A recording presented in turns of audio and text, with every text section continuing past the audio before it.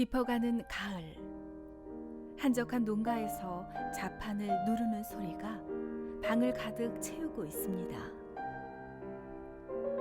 세월을 곱게 받아들인 듯 머리에는 하얀 눈을 이고 있지만 언제나 감성 가득한 시를 세상에 내보내는 시인 배인환 씨를 만나봅니다.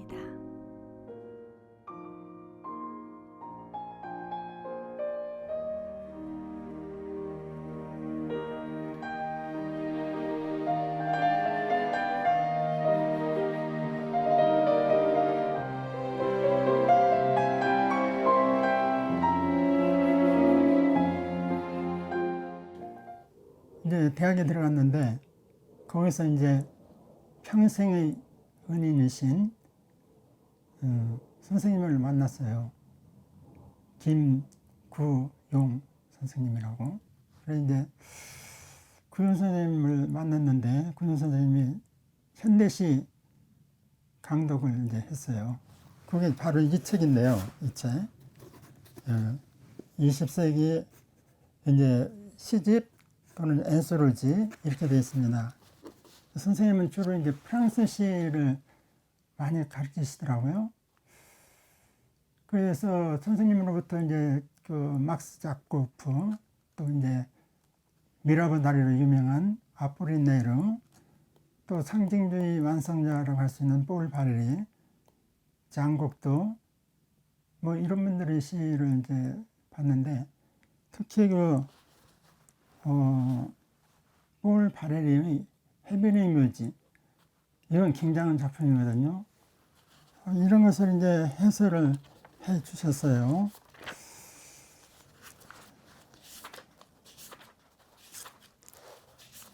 여기 그때 이제 해설해 주신 걸 지금도 이렇게 갖고 있는데요.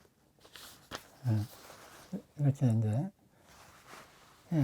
이때서 이제 비로소 시의 묘미랄까 그런 걸 알게 됐죠. 그리고 또 선생님께서는 독일의 시인 라이너 마리아 닐케, 이 두인의 비가 또는 오르프에스의 소네트, 이게 장시인데요. 이게 사실 굉장히 어렵습니다. 이게 이제 두인의 비가예요. 여기 이제 연필을 이렇게 그때 적은 것을 지금도 가지고 있는데, 그리고 또 오르프에스의 소네트 같은 거 이런 것들이요. 이런 거 배우고 또 이제 제가 영문과니까 뭐 셰익스피어는 물론 낭만주의 시인들 워즈워즈, 셸리, 키츠 이런 분들의 시를 배우고 또 이제 피천덕 선생님으로부터 이제 그 20세기 최고의 시인이라고 할 수 있는 T.S. 엘리엇, 이분이 그 프루프르의 연가가 아주 이게 참 그 현대 시의 기원이라고 할 수 있는 그런 시입니다. 이 프루프르의 연가가요. 이거 배우고 또 이제 많이 시로 아주 유명한 황무지, 황무지 이런 것을 이제 듣게 됐어요. 그런데 이제 이런 거 듣게 되니까 야, 이 세상에 할 건 문학뿐이었구나 싶어가지고 이제 문학병이 들은 거죠. 늦게 등단하니까 뭐 별 반응이 사실은 없죠. 그런데 이제 차츰차츰 그 대전에 있는 시인들 이제 서로 알게 되고 그렇게 되니까 이제 술이 늘었어요. 술이 뭐 시인들 치고 술 먹는 사람이 별로 없으니까요. 그때 또 젊으니까 또 술도 많이들 먹었습니다. 그리고 이제 40 훌쩍 넘어서 늦깎이로 됐으니까 시집이 나와야 되잖아요. 그래서 길잡이라는 시집을 이제 내겠다고 선생님한테 말씀드렸더니, 구영 선생님한테요 말씀드렸더니 내라고 그러더라고요. 이제 그거 내고 출판기념회 때 이제 나온 거죠. 이제 얘기가. 그때 너무 늦게 출발했다. 지금은 뭐 60 넘은 사람도 나오고 70, 80 된 사람도 나오거든요. 근데 그 당시만 해도 40 넘어서 나오면 사실 늦깎이죠. 예. 뭐 작품에 대한 얘기는 별로 없더라고요. 10년 동안, 거의 10년 가까이 이제 습작을 했는데, 재주가 없고, 또, 소설가 되려면 경험이 있어야 되거든요, 경험이. 실제로 자기가 문서 겪은 경험. 물론 간접 경험 가지고도 작품을 쓰지만, 그게 생동감이 없어요. 예. 경험도 부족하지. 선생님, 학교만 그냥 나왔지. 또 이제 교사 생활을 하지. 하니까 경험을 쌓을 그런 방도도 없고. 또 이제 영문과를 나왔는데요. 이 문장이 자꾸 번역틀이 되는 거예요. 예. 예를 든다면 주어를 자꾸 집어넣고. 또 이제 복수. 꽃이 아름답다 하면 될 텐데, 꽃들이 아름답다 하는 식으로. 그래서 이게 안 되겠다 싶더라고요. 그래서 10년 동안 하다가 포기했죠. 예. 그 구영 선생님한테 찾아가는 것도. 그 이제 매년 매년 방학 때마다 찾아갔거든요. 선생님한테. 오영 선생님한테도 가고, 구영 선생님한테도 가고, 김경 선생님한테도 가고, 그랬는데, 이제 포기하고 이제 있었어요. 근데 구영 선생님이 대전까지 내려오셨다가, 금산을 오신 거예요. 갑자기 아무 연락도 없이. 예, 오셔가지고 왜 공부 안 하냐는 식으로 말씀을 하시더라고요. 그래서 이제 선생님이 그때 이제 처음 뵐 때는 심사위원이나 그렇지 않으셨는데 이제 현대시학 책이 있습니다. 현대시학 거기 이제 결국 추천위원이었어요. 그래서 이제 시고 공부를 해봐라 하시더라고요. 그래 이제 그러면 이제 바로 추천될 줄 알았어요. 그랬는데 몇 년이 돼도 안 해주는 거예요. 예. 변재열 시인이라고요. 대전 아시는지 모르겠어요. 대전시협 회장하고 지금 하는 분이 있는데 그분이 저보다 한 7, 8세 연합니다. 근데 시인이 돼가지고 온 거예요. 이 양반이. 예. 그러니까 반갑죠. 그래 얘기를 해보니까 통하는 게 많아요. 예. 그래서 이제 저도 이제 고백을 한 거죠. 시를 썼는데 이제 등단을 못했다 했더니 등단하는 요령을 알려 주더라고요. 좋은 시만 써가지고 보내려면 절대로 안 되니까 지금까지 쓴 시를 되든 안 되든 자꾸 보내라고 그래요. 보내면은 그 추천하는 분들이 그 작품이 좋은 것도 물론 작품이 좋아야 되지만 인간성을 본답니다. 이놈이 끝까지 할란가 할놈인가 그런 것도 보고 여러 가지를 보기 때문에 계속 보내야 된다고 그러더라고요. 그래서 진짜로 계속 보냈어요. 그랬더니 이제 겨우 이제 40이 훨씬 넘어서 늦깎이로 이제 신이 됐죠.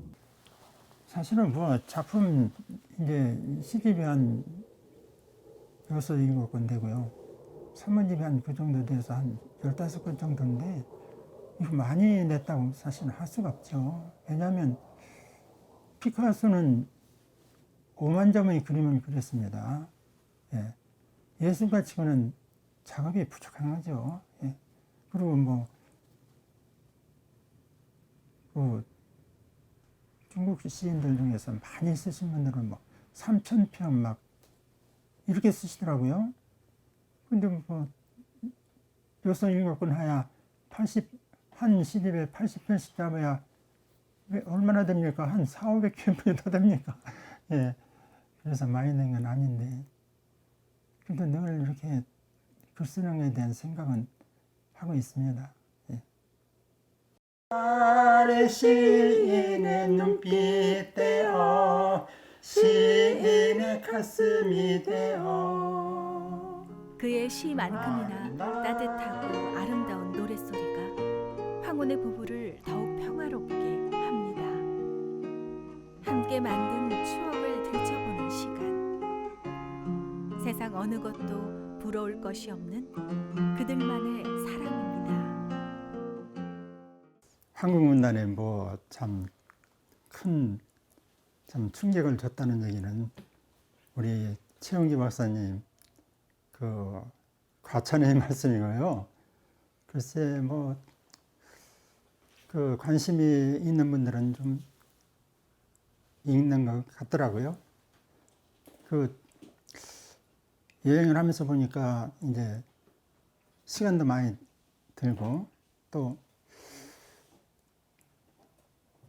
비용도 많이 들고 했는데 그 여행을 한 그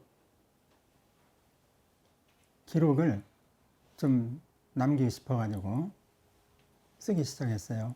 근데 다행히도 그때 이제 일기를 썼기 때문에 그게 좀 남아있고 또 여행기를 쓰는데 많은 도움이 됐습니다. 그리고 또 제가 이제 영문과를 나왔기 때문에 그런데 가면은 또 영어로 설명하는 게 많거든요. 그래서 그걸 이제 원문을 또 넣고 그걸 번역하는데 이 번역가가 아니기 때문에 이걸 번역하는데 좀 힘이 많이 들었어요. 그 시간이 더 걸린 것 같습니다. 그 뭐 저기 사실은 지금 생각하면 좀 부끄러운 얘기예요. 그 이제 사적인 그 편지인데 그래서 이제 그 저희 가족 그러니까 아들, 딸, 며느리 그리고 제 형제들한테는 사실 안 줬습니다. 네 번째는. 그런데 뭐 레네가 문순 씨가 쓴 레네가 이런 거 보면은 그 사랑의 그 편지 같은 거 또 이제 청마 선생님이 쓴 그 또 편지가 많죠. 그런 걸 또 공개하는 것 같아요. 그래서 이게 좀 문학은 사실은 그 어떻게 보면은 그 개인의 그 심적 고백이라고 할까? 그런 면이 있거든요. 그리고 사랑이라는 것은 인간에게, 사람에게 가장 중요한 부분 아닙니까? 그래서 공개가 됐는데, 놀림도 좀 많이 받고, 네, 그랬습니다. 예. 뭐 후회하지는 않습니다. 그래도. 수줍음 많고 조용하던 시인에게 변화가 찾아왔습니다. 그를 변화시킨 것은 언제나 삶에 대한 긍정 에너지와 문학적 영감을 주는 단 하나의 뮤즈이자 영혼의 단짝인 이소라 씨입니다. 더 넓은 세상으로 이끈 사람도 그녀였고 더 뜨겁게 문학에 열중하게 만든 사람도 그녀였습니다. 하바스파이의 그거 같아요. 왜냐하면 그 이제 차가 못 가고 그다음에 또 헬리콥터로 가야 되고 말을 타고 가야 되고 7마일이에요. 7마일. 그래서 걸어갔어요. 거기를. 예. 아주 힘이 들었습니다. 거기 이제 이거 인디안 틸루스인가 그 인디안이 있는데 이제 그 인디안이 부른 노래가 있어요. 민요가. 근데 인디안 노래를 불렀기 때문에 뜻을 알 수가 없기 때문에 그것을 알러 간 거예요. 그래 가서 이제 그 가수를 만나고 또 이제 가수의 노래도 이제 녹음하고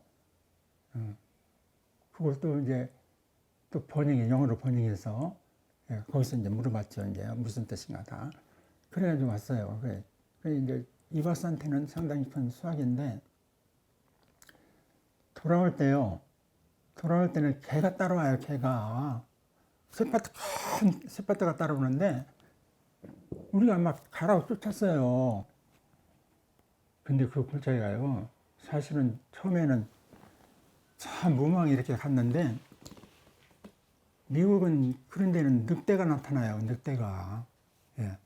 고기를 참 간 거죠.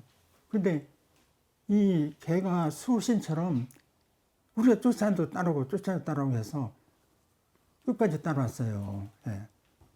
그게 아주 제일 기억에 남습니다. 예. 여행은 참 체력과 그 재력이 그 허락한다면 많이 할수록 좋은 것 같아요. 항상 새로운 것을 발견해야 되고, 그리고 나와 다른 사람이 살고 있는 거, 이런 것들을 비교하면서 그 삶의 에너지랄까? 이런 것을 얻게 되죠. 그리고 견문이 넓어져요. 견문이 상당히. 이제 글 쓰는 사람한테는 특히 여행이 좋은 것이, 이제 어떤 그 생활에 안주하게 되면은 매너리즘에 빠지기가 쉽죠. 근데 다른 나라의 문화라든가 뭐 예술이라든가 특히 미술 같은 거 이런 건 많이 볼 수 있거든요. 그러면서 그 문학의 소재가 글의 소재가 될 수가 있고 또 의욕도 생기고 그렇다고 생각합니다. 가을을 느끼기에 더없이 좋은 날. 지금까지 같은 길을 걸으며 둘만의 인생을 만들어온 아름다운 두 사람은 언제나 그렇듯 두 손 꼭 잡고 순박한 미소를 보입니다.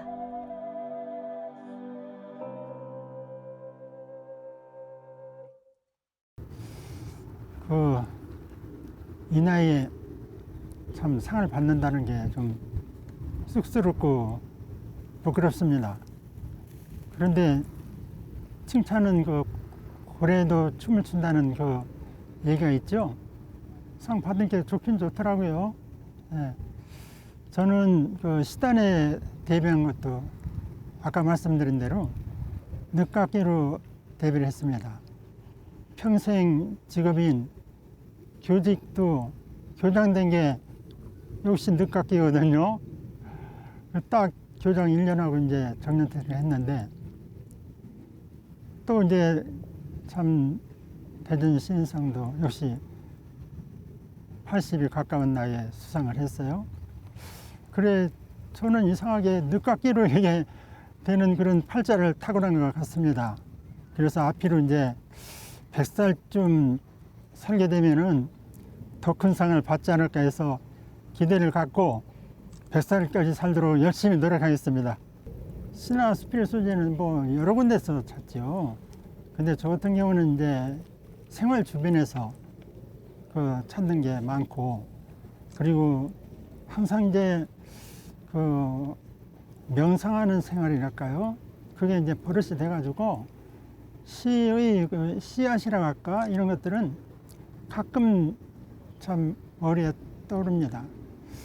그 시를 어떻게 쓰느냐에 대한 그 질문에 대해서 여러 가지 뭐 이론이 있겠지만 저는 라이나 마리아 릴케의 그 말테의 숙이라든가 또는 T.S. 엘리엇의 그 전통과 재능 뭐 이런 데서 그 참 기라성 같은 그 선배 비평가들이 한 얘기가 시는 많은 그 경험을 축적해서 나온다고 그렇게 얘기를 하더라고요.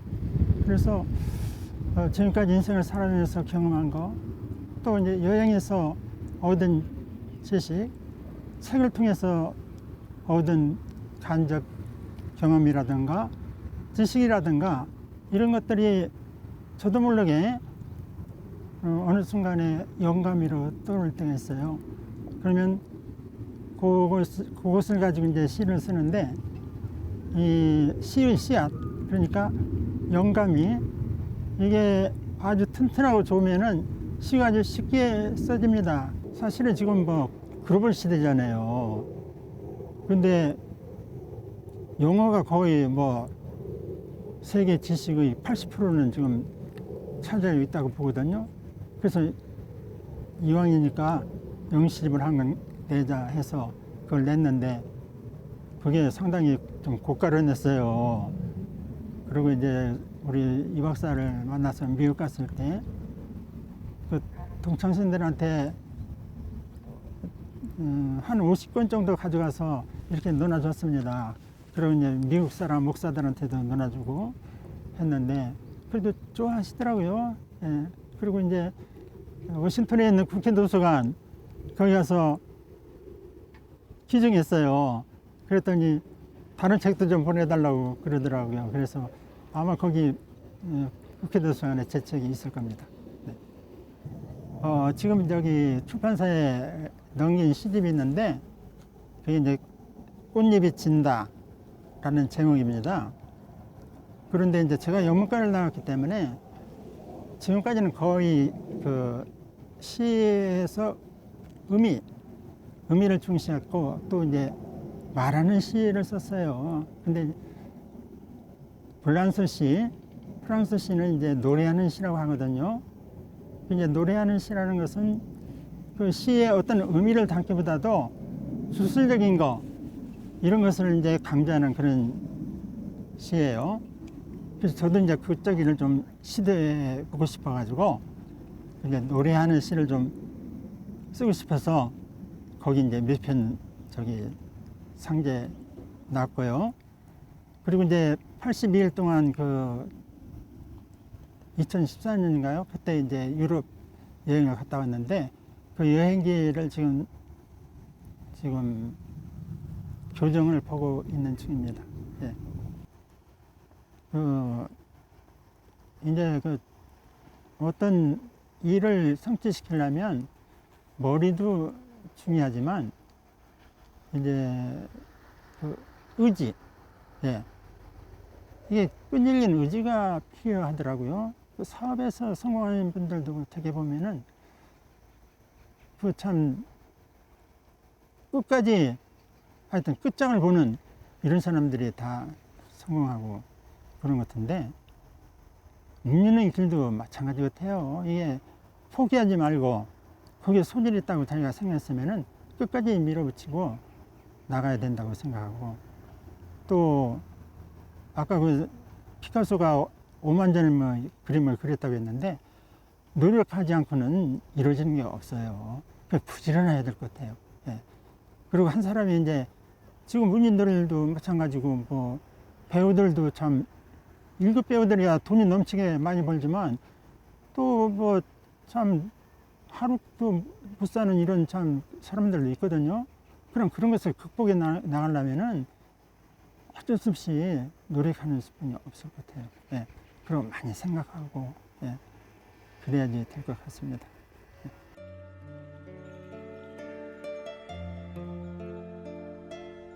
들꽃이 아름다운 이유는 길손들의 발길에 이리저리 채이면서도 사랑하는 사람을 보면 멍든 꽃잎들을 흔들며 수줍은 미소를 짓기 때문입니다. 시인 배인환 씨는 저 들꽃처럼 순박하고 사랑의 솔직한 진심을 오늘도 글에 녹여냅니다.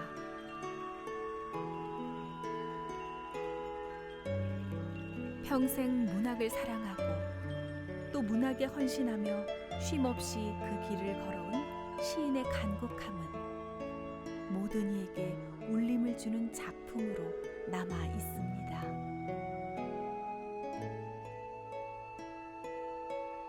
그의 작품들이 들꽃 같은 강한 생명력으로 사람들의 가슴에 깊게 뿌리내려 위로와 희망이 되기를 바랍니다.